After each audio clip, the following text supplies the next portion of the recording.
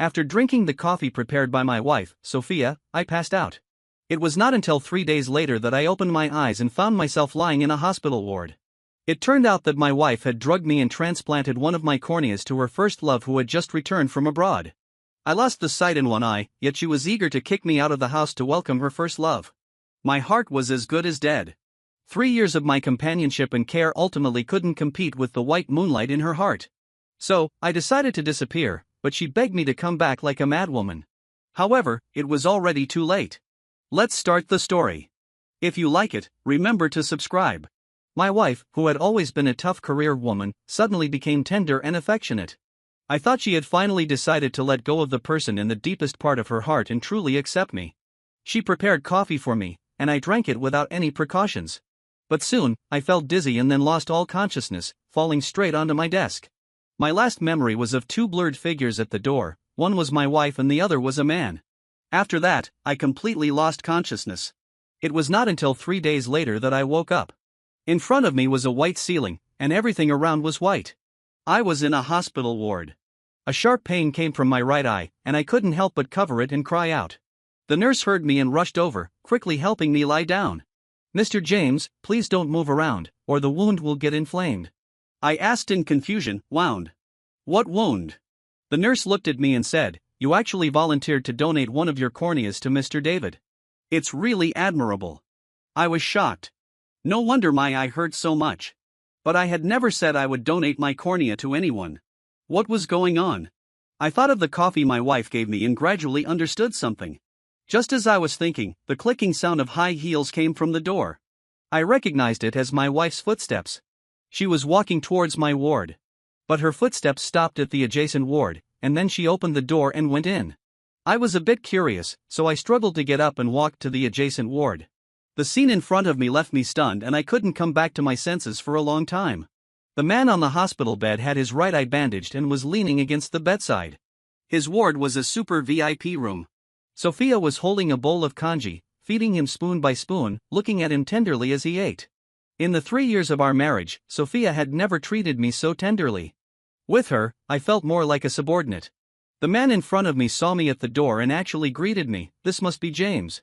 Sophia made lean, neat congee herself. "Come and have some too."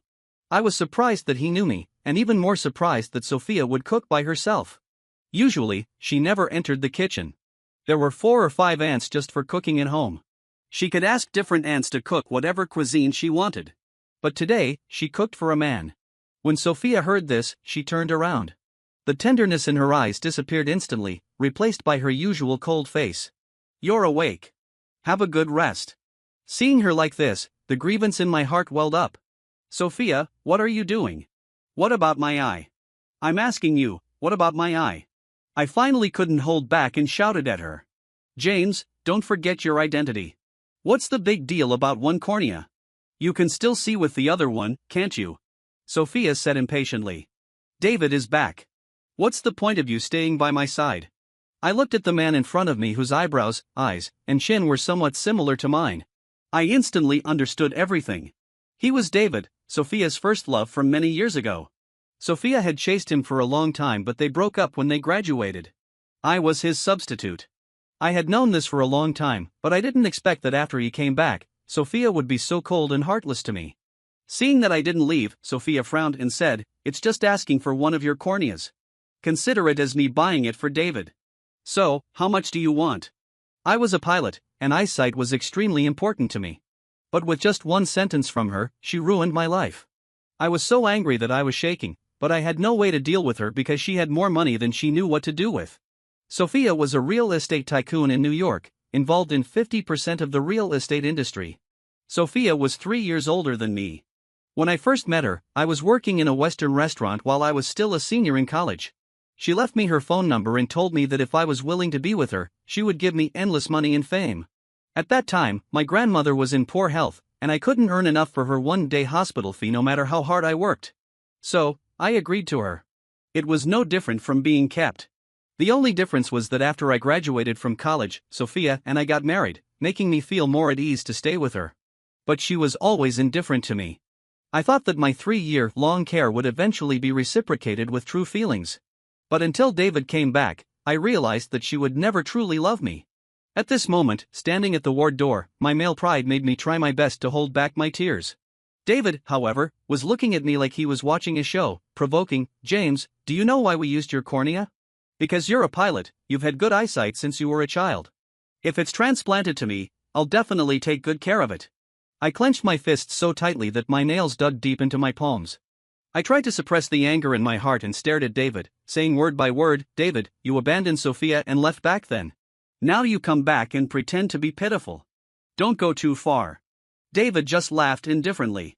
That laughter was extremely harsh to my ears. Sophia directly put down the kanji in her hand, walked quickly towards me, and then with a heavy slap landed on my face. "Our business is none of your business." The pain on my face was nothing compared to the pain in my heart. I looked at her desperately, hoping to find a trace of pity or guilt in her eyes, but there was nothing. My heart seemed to have fallen into an ice cellar, freezing cold. "Why?" I asked in a trembling voice. "Why are you treating me like this?" She slightly raised her eyes, glanced at me indifferently, and slowly said, "You owe me this." I was stunned, not understanding what I owed her. "From the beginning, you were with me for the money, weren't you? Now I'm just using money to get what I need. What's the problem?" Sophia's voice was cold and heartless. I opened my mouth but couldn't refute. Indeed, I had chosen to be with Sophia for the money at first. But in these 3 years, was the true love I gave worthless? I wanted to say something more, but I opened my mouth and nothing came out. David on the hospital bed looked at me triumphantly, in a posture of a winner. "James, leave. I'll give you a sum of money, just to buy your 3-year youth." I paused, not expecting Sophia to say such hurtful words. Seeing that I still didn't move, she added, "Don't worry, your 3 years won't be too cheap." I turned around and left, my steps heavy. These 3 years had all been a mistake. I left the hospital. All I had on me was a mobile phone, and there was no money in it because I usually transferred my meager salary to Sophia. I could only walk home alone. Coincidentally, it started to rain. This private hospital was far up in the mountains on the outskirts. The way down the mountain was long and difficult, and it was hard to get a taxi. I stumbled forward in the mud, getting covered in mud spots. The rain got heavier and heavier, and I was soaked like a drowned rat. Blood seeped from my right eye, and the pain was excruciating, but it still couldn't compare to the pain in my heart. I don't know how long I walked before the rain gradually subsided. The mobile phone rang with a ding-dong. It was a message from Sophia saying that money had been transferred. The message showed that $50 million had been credited to my bank card, along with a message from Sophia, buying your 3-year youth. Is it enough? I turned off my phone. Tears mixed with the rain streamed down my face, making it impossible to tell which were raindrops and which were tears. At this moment, I felt that my dignity had been trampled on, but I was powerless. I forced myself to walk to a small store on the roadside. But then my vision suddenly went blurry, and I lost consciousness. When I opened my eyes again, I found myself lying in a hospital bed again, but not in the previous hospital. The nurse said that my wound was infected and inflamed, and the inflammation had caused a high fever that wouldn't go down. I had been asleep for a day and a night. I quickly picked up my phone, hoping to receive a call or a message from Sophia, but the phone was blank. There was nothing but the transfer record. For someone like me who was sent to the hospital would first contact the family. Sophia must have known, but she didn't even say a word. She really didn't care whether I lived or died. Presumably, she was with David at this moment. I got up on my own, paid all the medical and hospitalization fees, and stayed in this hospital for 7 days until the inflammation had subsided almost completely before I was discharged and went home. During this period, Sophia only called once, briefly and clearly telling me to go home quickly and move my things out so that David could move in. Today, after being discharged, I planned to go to Sophia's villa to get my things. After taking a taxi, I arrived at the gate of Sophia's villa. But the fingerprint lock at the door couldn't be opened. It turned out that my fingerprint had been replaced. I tried to open it several times, but it failed. David came out from inside and walked to the door. He still looked at me provocatively. "James is back. Sorry, Sophia has moved me in, so she replaced the fingerprint with mine." I looked at David's provocative look. The anger and grievance in my heart intertwined. But I knew that I couldn't lose my composure at this moment and couldn't let him look down on me. I took a deep breath and said as calmly as possible, "Please step aside. I'm here to get my things." David didn't seem to have any intention of stepping aside. Instead, he folded his arms across his chest, with a mocking smile on his lips. James, Sophia said that she had someone pack your things and put them in the box at the door. I turned my head and saw that there was indeed a shabby box beside me. I walked over and opened the box. Inside were some of my clothes and items stuffed haphazardly. So, after living in Sophia's house for so long, all my things were only in one box.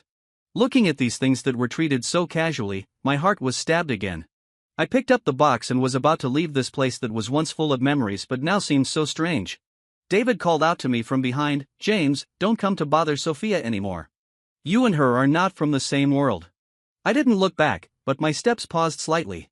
I suddenly remembered that I had something important that I hadn't taken. I remembered that there was something even more important in my room. It wasn't in the box. It was a string of beads. I turned back and said to David, "Let me in. I left something important inside." David didn't plan to let me in. He still blocked my way. "Oh, what is it?" "James, you're not trying to stay and make Sophia pity you and let you stay in Sophia's house, are you?" Seeing his complacent look, I didn't want to say anything to him. I gently pushed him, just wanting to go in and get my things. But he suddenly fell to the ground, covering his face and pretending that I had hit him. The sound of a car coming came from behind me. It was Sophia who had come back. That's why he started to pretend to be pitiful, losing his previous provocative look. Sophia got out of the car. When she saw David on the ground, she trotted over and helped him up. David spoke first. "Sophia, I asked James to take his things, but he not only didn't take them but also punched me. My eye hurts a bit." Sophia glared at me and said, "James, you're really bold. You dare to hit the man I love in my house." I defended myself, "I didn't. This male, green tea, fell to the ground on his own and framed me. I didn't hit him at all." Sophia walked towards me and slapped me hard again, angrily saying, "James, you're becoming more and more unaware of your place. Take your things and get out." I took a deep breath and walked straight to my room.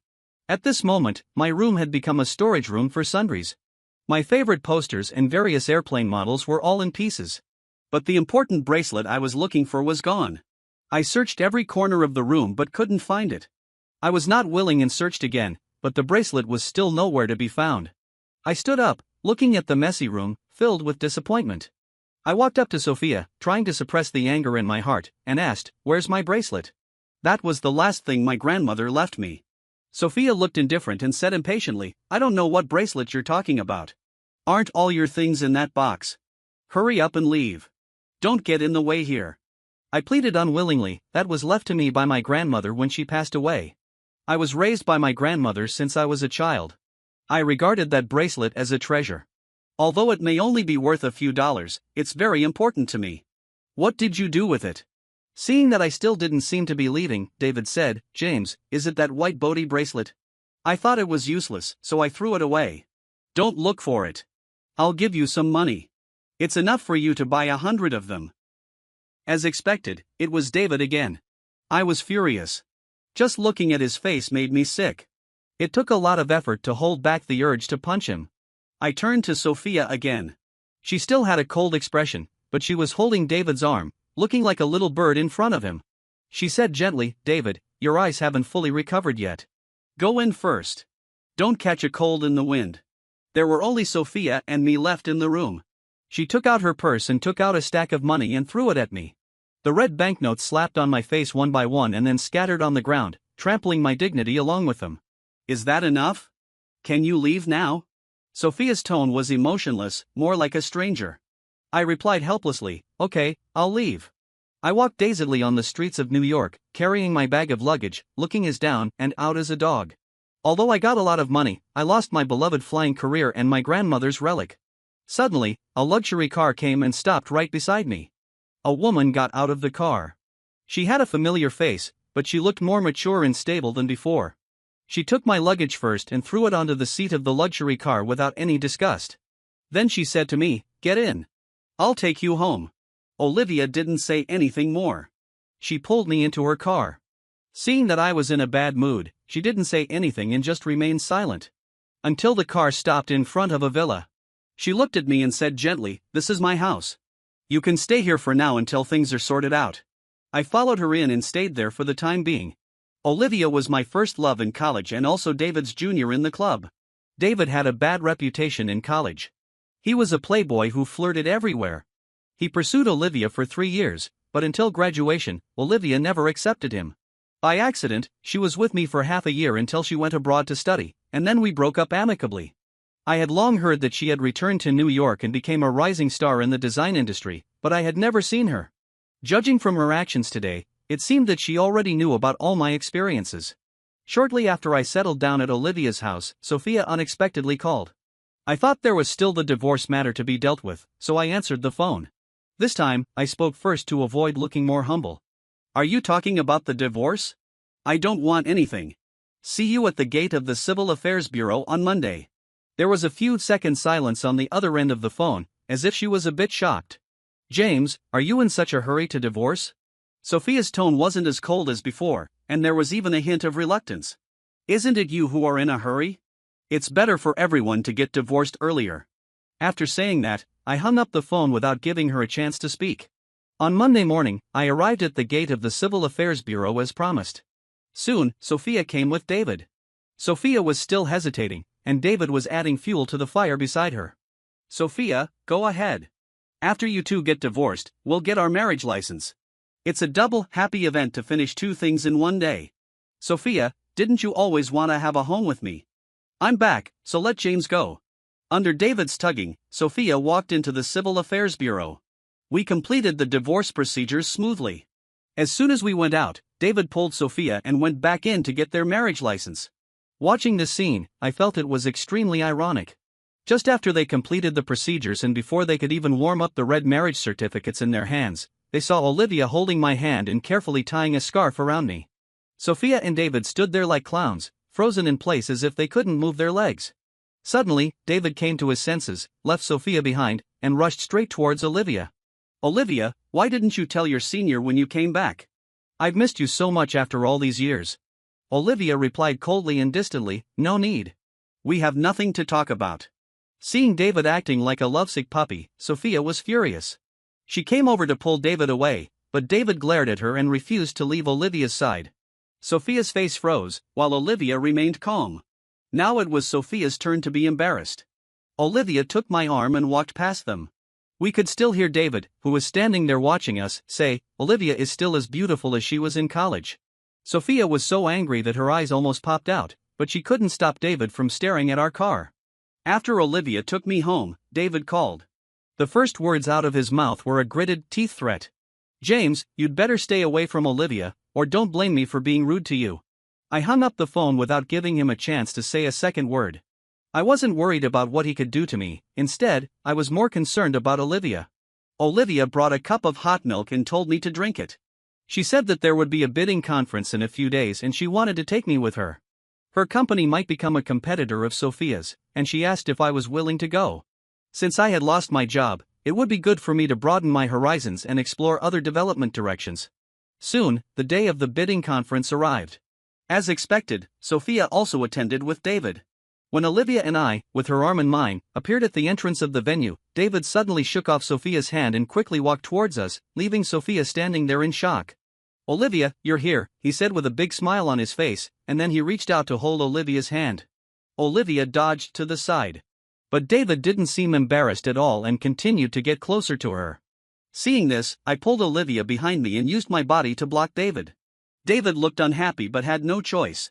He could only mutter weakly, you don't deserve to be in this kind of place. Olivia sneered and replied, David, you're wrong. The senior consultant I want by my side isn't something just anyone can aspire to. Besides, if someone like you can be here, this event probably isn't that high class. Although David was mocked, he still stubbornly stared at Olivia and refused to leave. Sophia finally reacted and walked towards us, forcing a fake smile. But David's eyes were still fixed on Olivia, not even blinking. Seeing Sophia's face turn, she finally couldn't hold it in. David, we should go. Mark is waiting for us over there.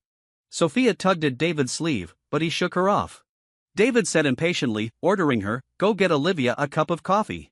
She likes it sweet, so add more sugar. Sophia's face turned extremely ugly. She bit her lip, and a flash of anger appeared in her eyes, but she quickly suppressed it.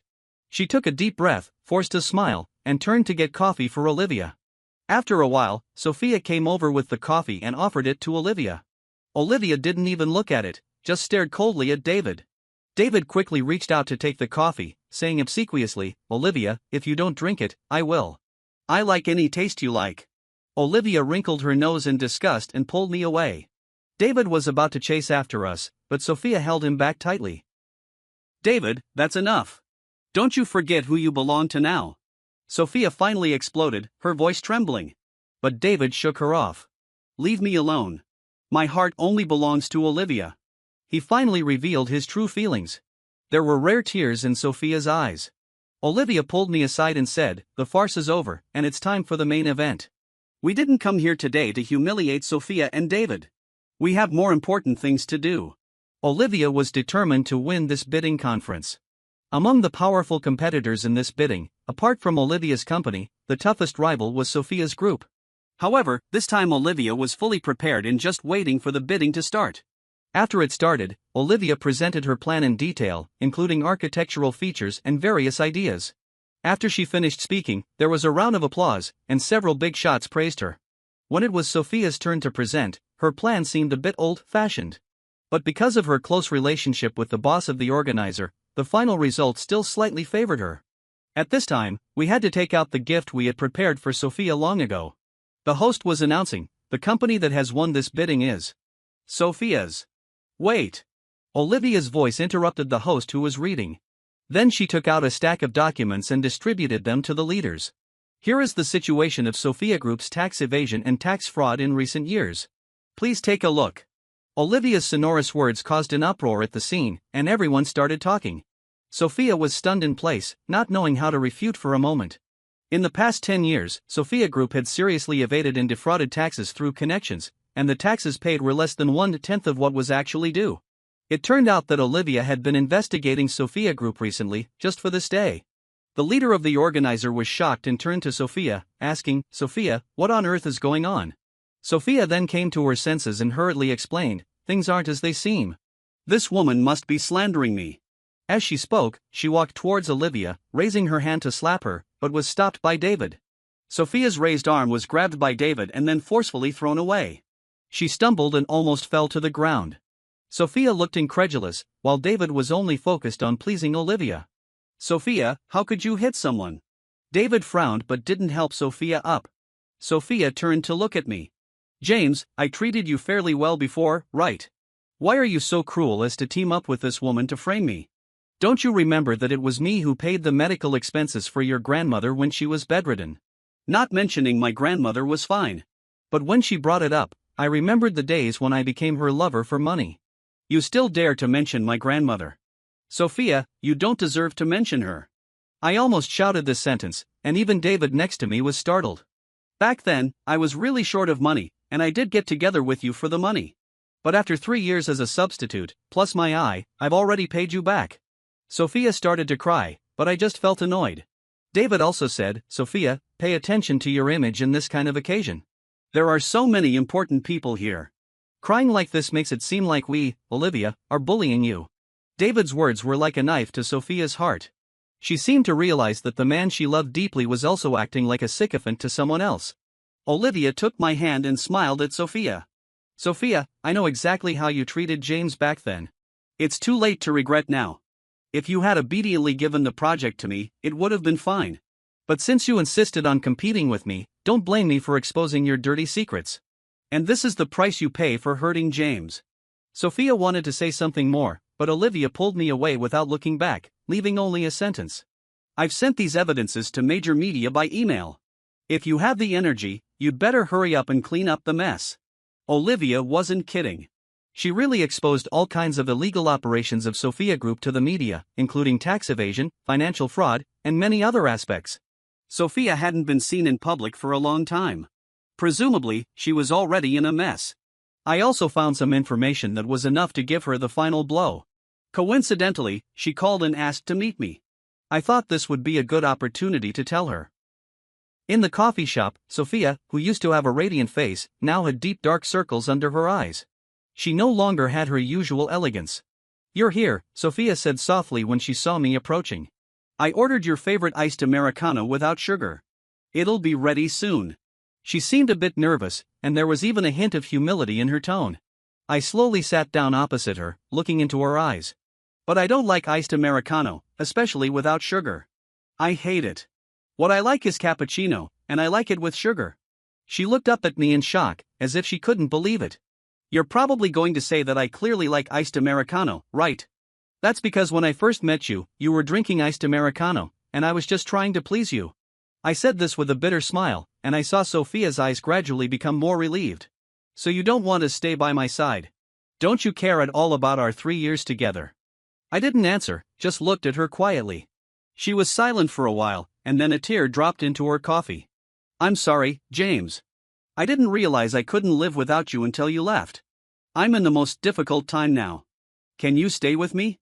Hearing her sobbing plea, I just felt it was ridiculous. But Sophia, it's all too late. From the moment you took my cornea and gave it to David, from the moment you told me to get out, it was over between us. Sophia's body trembled violently, and her eyes were filled with regret and pain. James, I know I was wrong. I really know I was wrong. I didn't expect you to really leave me. Actually, I fell in love with you a long time ago. When David came back, I didn't want to take your cornea to save him. It was him who mentioned some of our past, and I softened my heart and agreed. Later, when I saw your state, I regretted it so much. I ruined you. But everything has happened, and it can't be undone. I'm sorry, James, I'm sorry. I looked at her coldly. The pain in my heart was still hard to ease, and I didn't want to say more. I just told her to live a good life with David. After the company got into trouble, David seemed to disappear. I haven't seen him for several days. It seems you don't know what kind of person David really is. I took out the evidence and put it on the table. Sophia wiped her tears and asked me, what is this? During his time abroad, David cheated and swindled countless people. He not only defrauded money and deceived women but was also a complete thief. During his 2-year study abroad, he swindled 34 female college students on campus. After graduation, at work, he cheated his colleagues and bosses. He changed jobs 12 times in a row until he returned to the country. Guess how he went blind in one eye? 3 girls took revenge on him and blinded him. These are foreign news reports and indictments. He always escaped quickly and wasn't caught until he finally returned to the country. After that, you found a cornea for him and took good care of him. He deceived you. Did you know all this? Sophia was so shocked that she couldn't speak. She just covered her face and cried. I continued, he's no longer the David you knew in college. He's a liar and a thief. Sophia still seemed unable to believe it. She just murmured, how could this be? How could this be? I took a sip of the cappuccino that had just arrived and turned to leave. Instead of whether it was possible or not, it would be better to go and see how much money was left in the company as soon as possible. After I gave the evidence to Sophia, Olivia and I went on a trip. 2 months later, after a round-the-world trip, I heard news about Sophia Group again. Sophia Group was under investigation for tax evasion and financial fraud. During this period, its stock price plummeted until it was delisted. As for David, I only heard that he embezzled public funds and was sued by Sophia in court. Walking on the street, I felt mixed emotions. I didn't have the pleasure of successful revenge but rather a few more sighs. Suddenly, a black car came speeding towards me. The situation was urgent, and it was hard for me to avoid it. Just as it seemed about to hit me, another red car appeared beside me and crashed into the black car. For a moment, the 2 cars collided. Due to the high speed, the red car rolled several times before coming to a stop. The surrounding people quickly called the police, and the police arrived at the scene soon. The driver of the black car wasn't seriously injured. When he was rescued from the car, he was still cursing. James, you damned bastard. You stole my Olivia and reported me to that bitch Sophia, getting me sued. Now I'm facing huge compensation and imprisonment. Are you satisfied? That person was David. It turned out to be an attempted murder. He was still cursing as the police took him away. The person in the red car was Sophia. She was seriously injured and on the verge of death. When I and the police were rescuing her, she tightly held my hand and said, I'm sorry. I didn't say anything. Looking at her like this, I felt a mix of emotions. After all, she got injured to save me. I paid her medical expenses and told the doctor to take good care of her, then I left. 3 months later, Sophia was discharged from the hospital and continued to be under investigation. She called to ask if I could go and see her, but I refused. She didn't cherish me when I loved her, and now that she regretted it, I didn't care anymore. I still transferred some money to her. There must be many places where she needed money in this situation. It was to repay her for saving my life, and from then on, we were even. Not long after, Sophia Group went bankrupt. After Sophia recovered from her injuries, she was imprisoned. David was also put on trial and sentenced to life imprisonment until he died. This could be considered an explanation to those he had deceived. Olivia and I jointly founded Thunder Group. In a few years, it became very successful, and we also had a lovely daughter. After the haze, every day is a good day. If you like this story, remember to like and share it. This is the greatest support for me.